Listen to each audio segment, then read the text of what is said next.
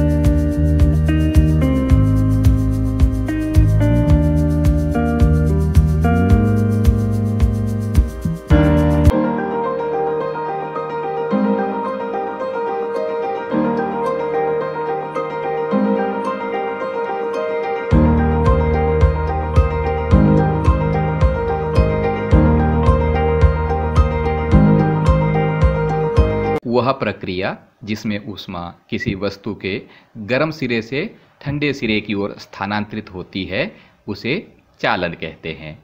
ठोसों में ऊष्मा प्राय चालन से ही स्थानांतरित होती है। एक गिलास में गर्म पानी डालें।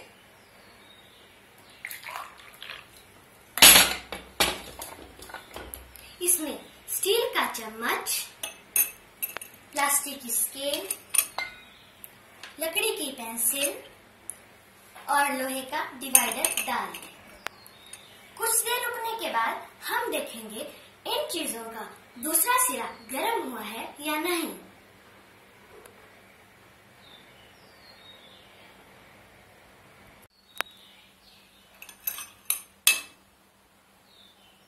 स्टील के चम्मच का दूसरा सिरा गर्म हो गया है। डिवाइडर का दूसरा सिरा भी गर्म हो गया है। जो पदार्थ अपने से ऊष्मा को आसानी से जाने देते हैं उन्हें ऊष्मा का चालक कहते हैं, जैसे एल्यूमीनियम, कॉपर इत्यादि। प्लास्टिक के स्केल का दूसरा सिरा गर्म नहीं हुआ है।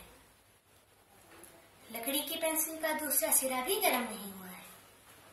जो पदार्थ अपने से ऊष्मा को आसानी से जाने नहीं देते उन्हें ऊष्मा का कुचालक कहते हैं, जैसे लकड़ी तथा प्लास्टिक। कुचालकों को ऊष्मारोधी भी कहते हैं।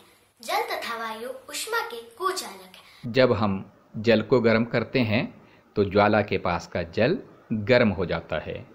गर्म जल ऊपर उठता है और ठंडा जल उसका स्थान लेने नीचे आ जाता है।